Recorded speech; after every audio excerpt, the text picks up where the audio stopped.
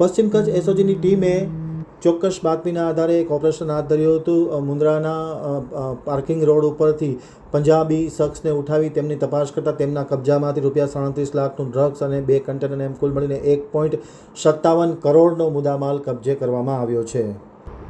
એસઓજીની ટીમે ચોક્કસ બાતમીના આધારે મુન્દ્રા તાલુકાના વિસ્તારમાં આવેલ અદાણી પાર્કિંગ મોખા પ્રાગપર રોડ ઉપર એક સર્ચ ઓપરેશન હાથ ધરતા પંજાબના કારતસિંહ કુલબીરસિંહ માનીસ ઉંમર વર્ષ 30 રહેવાસી પંજાબવાળાને તપાસ કરતાં તેમના કબજામાંથી 37 લાખનું 185 ગ્રામ ડ્રગ્સ મળી આવતા ભારે ખળભળાટ મચી જવા પામ્યો હતો.